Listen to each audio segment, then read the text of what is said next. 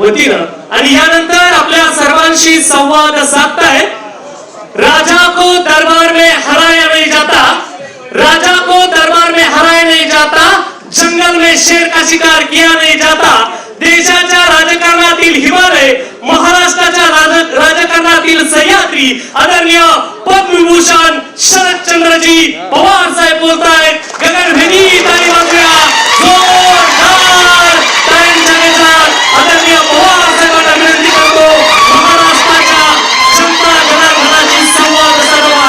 27व्या वर्धापन दिनाच्या निमित्तानं बोलतायत पद्मविभूषण शरदचंद्रजी पवार साहेब।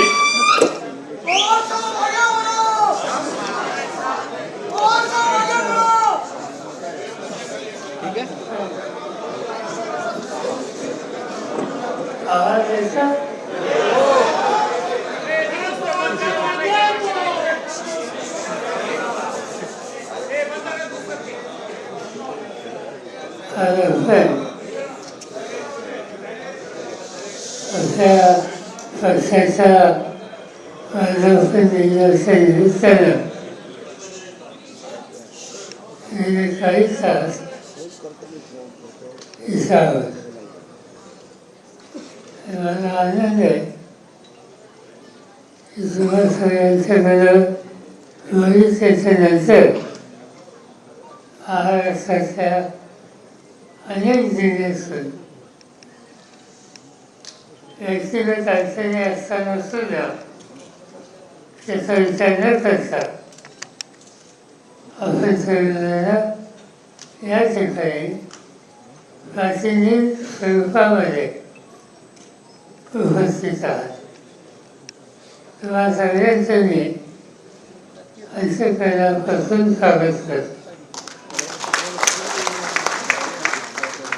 असा हा कार्यक्रम वर्धापन दिनाचा मला अशी गमत होती की राष्ट्रवादीचा वर्धापन दिन याची जाहिरात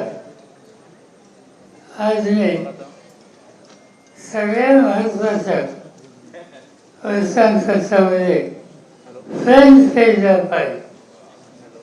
आज सायन्स ऑफ इंडियामध्ये राष्ट्रवादीची जाहिरात कधी मी पाहिली नव्हती। कारण पहिल्या पानावर जाहिरात द्यायची म्हणजे त्याची किंमत काय असते याची सगळी काळजी मला आहे। त्यामुळं आम्ही कोणी त्या रस्त्याने कधी गेलो नाही, पण यावेळेला ती जाहिरात बघायला मिळाली। आज तुमची उपस्थिती बघितल्यानंतर जाहिरातीचा आनंद आहे, पण तुमची उपस्थिती ही स्पष्ट करते की ही जाहिरात फक्त मायलेखापुरती सीमित नाही, ही सगळ्यांच्यासाठी आहे, सगळ्या कुटुंबांच्यासाठी। आणि त्याचं स्वागत आपण या ठिकाणी करूया। आज फक्त मोठा होतो, सत्ता असो नसो तिची चिंता तुम्ही कधी केली नाही। अनेकांनी आयुष्याचा महत्त्वाचा कालखंड हा विरोधी पक्षात दिला। आपण सत्ता असेल तर सत्तेत काम करतो, नसेल तर लोकांच्यात काम करतो, आणि सध्या तो कालखंड आमच्या सगळ्यांचा आहे। प्रश्न खूप आहे, देशाच्या समस्या शेतकरी असेल, सुशिक्षित बेकार असेल, महिलांच्या अत्याचार असतील, आदिवासी अल्पसंख्याक या सगळ्या घटकांच्याशी संबंधित विविध प्रश्नांना आजचा वेधलेला आहे।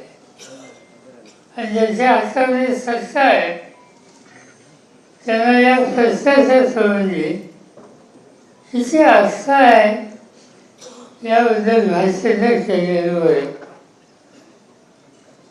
फक्त चिंता एका गोष्टीची आहे की काही लोक हे काही दिवस सतत हे गोष्ट सांगायचा प्रयत्न करत आहेत की या देशामध्ये या कर्तृत्वाचा असा एखादा नेता हा होऊनच गेला नाही.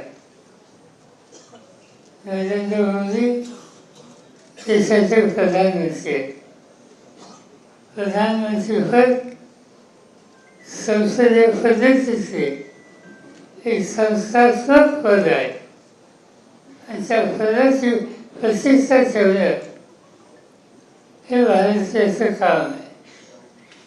धोरणात्मक विरोध असतील ते आम्ही मानतो, टीका चौफारी करू, पण धोरणात्मक पद याची प्रतिष्ठा हे आम्ही ठेवत असतो. त्याचा अनादर कधी होत नसतो. पण मला गमत वाटते आज दोन गोष्टी माझ्या पाहण्यात. एका गृहस्थांनी अशा स्थितीत अशा नेतृत्वाची तुलना जवाहरलाल नेहरूंच्या केली. ठीक आहे, तुम्ही पंतप्रधान झालं, त्यांना 2 इतकी वर्ष मिळाली, त्याचं महत्व आहे. पण ही स्पर्धा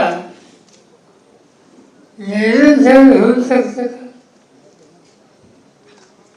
ती स्पर्धा नेहरूंसाठी असताना सांगण्याचा प्रयत्न आहे की नेहरू जितके दिवस प्रधानमंत्री होते तितके दिवस असे प्रधानमंत्री आहेत. आनंद आहे, त्यांना आणखी छान मिळावा ही त्यांच्या शास्त्राची इच्छा असेल तर आणि काही त्याच्यामध्ये वेगळ्या विचाराचे नाही आहे. पण नेहरूंचं कर्तृत्व, नेहरूंचं योगदान याची तुलना होऊ शकते का? नेहरू इतके वर्ष प्रधानमंत्री होते खरं आहे, पण प्रधानमंत्री व्हायच्या आधी नेहरूंनी या देशाला इंग्रजांच्या अडचणीतून मुक्त करण्याचं काम करणाऱ्यांची जी मालिका आहे त्याच्यामध्ये अत्यंत मोलाची कामगिरी त्यांनी केली. हा एक इतिहासाचा भाग आहे, हा आपण विसरू शकत नाही. नेहरू एका मोठ्या घराचे स्वीडग्रस्त होते. स्वातंत्र्य नाही पाहिल्यानंतर संघर्षात घुसले. स्वातंत्र्याच्या आधी अनेक वर्ष तुरुंगात राहिले. जे संघटित केला गांधींच्या नेतृत्वाखाली आणि शेवटी 16 मला स्वतंत्र भारताचे नागरिक ही उपाधी मिळवून देण्याच्या संबंधीची मोलाची कामगिरी ज्या भारतीयांनी केली त्याच्यामध्ये नेहरूंना आपण विसरू शकत नाही. आणखी एक गोष्ट माझ्या पाहण्यात आली. हे व्यस्त महाराष्ट्राच्या मंत्रिमंडळाचे ते शीख समाजाच्या कार्यक्रमासाठी गेले. ते गेले तिथे मला काही तक्रार करण्याचं कारण नाही, पण तिथं जे काही भाषण केलं गेलं ते भाषण अतिशय हलक्यात मिळणारं होतं. त्या भाषणामध्ये त्याने फार वर्षे शिकायची पाहिजे ही त्याची घाई केली. त्यांनी काय सांगितलं? त्यांनी इंदिरा गांधींचा टीका केली. इंदिरा गांधी या देशाला स्वातंत्र्याच्या नंतर संघटित करायला, शक्तिशाली करायला, जगामध्ये देशाची प्रतिष्ठा वाढवायला अतिशय मोलाची कामगिरी करणाऱ्या व्यक्तींचा मालिकेमध्ये एक महान व्यक्ती होती. त्यांनी देशाची प्रतिष्ठा ही नेहमी सांभाळली. बाकी काही गोष्टी असो, पण त्यांनी देशाच्या प्रतिष्ठेच्या संदर्भात कधी तडजोड केली नाही. मागे एकदा एक उदाहरण मी इतर सभेत सांगितलं होतं. इंदिरा गांधी प्रधानमंत्री होत्या. मॉस्कोला गेल्या. रशिया हा आपला मित्र देश. तिथे गेल्याच्या नंतर मॉस्कोच्या विमानतळावर त्या उतरल्या आणि त्यांच्या स्वागताला काही अधिकारी होते. साधारणतः एक पद्धत अशी आहे की एखाद्या देशाचा प्रधानमंत्री दुसऱ्या देशात असो तर त्याचं स्वागत त्या दर्जाच्या व्यक्तीच्याकडून केलं जातं. पण इंदिराजींच्या बाबतीत ते घडलं नाही. इंदिराजींच्या लक्षात आलं तिथं भारताच्या दूतावासाचे अभ्यासक गुजरात होते. त्यांनी गुजरातला सांगितलं की आपला कार्यक्रम काय? गुजरातने सांगितलं रशियन गव्हर्नमेंटचं हे ठिकाण आहे, तिथं तुमचं निवासस्थान आहे, आपल्याला तिथं जायचं आहे. इंदिराजींनी सांगितलं तिथं आपण जाऊ, पण त्याच्या आधी तुमच्या घरी मला यायचं आहे. मॉस्कोला आपला दूतावास आहे, फार मोठा आहे, मी गेलो होतो. गुजरातला काळजी होती की त्या देशाचा प्राईम मिनिस्टर रशियाचा कुठं उभा आहे आणि तिथे न जाता माझ्या घरी आपण निघालो, काय म्हणते? मी सांगितलं तुम्हाला मला तुमच्या घरीच यायचं आहे. नाही झालं. भारताचे दूतावास जिथं होता तिथं गुजरात साहेब इंदिराजींना घेऊन गेले. इंदिराजीने गेल्यानंतर सहापान झालं आणि सांगितलं दूतावासाच्या प्रमुखांना तिथं 200 भारतीय कुटुंब राहत होते. तो दिवस सुट्टीचा होता. इंदिराजींनी सांगितलं 200 कुटुंब आपल्या घराची, आपल्या कुटुंबाची तिथे राहतात. त्यांच्याचे लहान मुलं आहेत ती सगळी गोळा करा आणि ती सगळी लहान मुलं तिथं बोलवली आणि इंदिरा गांधी त्या मुलांच्यावर खेळायला लागले. त्यांचं कबड्डी, लंगडी अशा गोष्टी करायला. तिकडे रशियाचं नेतृत्व वाद होत होतं. कोणी त्यांनी सांगितलं इंदिराजीला निघावं लागेल, त्याला निघूया. उजव्यांनी शेवटी इंद्रजीनं विचारलं आमचं काही चुकतं का? त्यांनी तुमचं काही चुकतं नाही, रशियन प्राईम मिनिस्टरचं चुकतं. काय चुकतं? मी या ठिकाणी आले ते इंदिरा गांधी म्हणून नव्हे, 40 कोटी लोकांच्या देशाचा प्रधानमंत्री म्हणून मी विचारलेले त्यांची अवस्थेचा होत असेल तर मला अशा सगळ्या स्वागतामध्ये स्वारस्य नाही. मी बैठकीला येईल पण 40 कोटी लोकांची प्रतिष्ठा ही समावेश त्या ठिकाणी येईल त्याच्याने येणार नाही. हे इंदिराजींचं कर्तृत्व देशाच्या प्रतिष्ठेच्यासाठी हा त्यांचा दृष्टिकोन.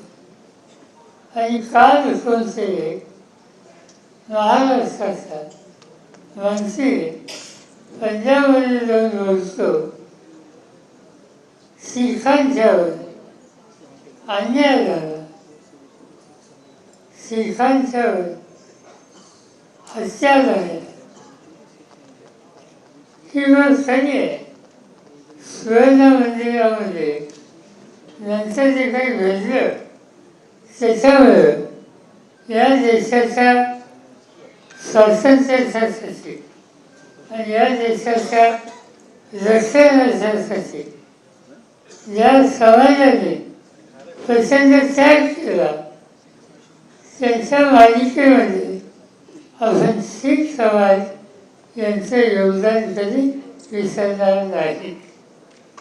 पण समाजाची प्रतिष्ठा ठेवून पण ही ठेवत असताना आज जे काही महाराष्ट्राच्या माणसांनी वक्तव्य केलं तसं वक्तव्य आम्हाला मंजूर नाही.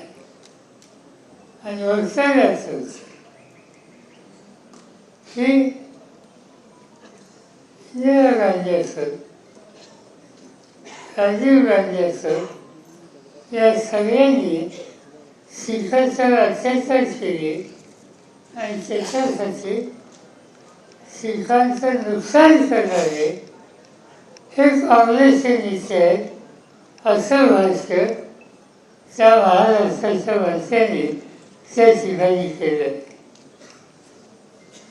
आपण देशाच्या स्वातंत्र्यासाठी शीख समाजाचं योगदान मी असं सांगितलं. पण त्यासाठी हिंमत या देशाने सुद्धा दिली.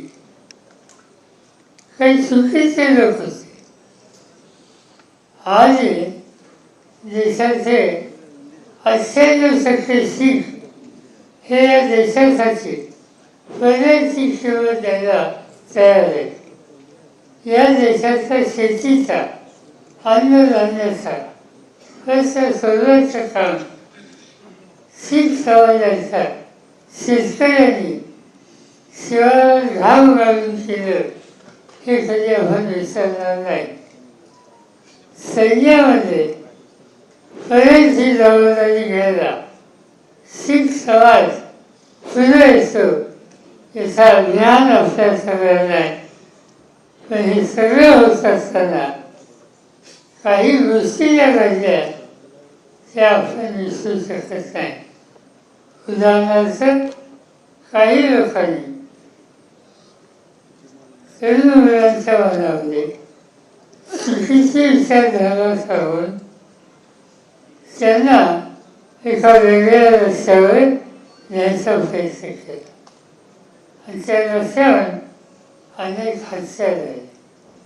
या देशाच्या स्वातंत्र्यासाठी आणि रक्षणासाठी ज्यांनी योगदान दिलं त्या लोकांच्या मालिकेमध्ये काही लष्कराचे अधिकारी यांचे स्मरण करावं लागेल.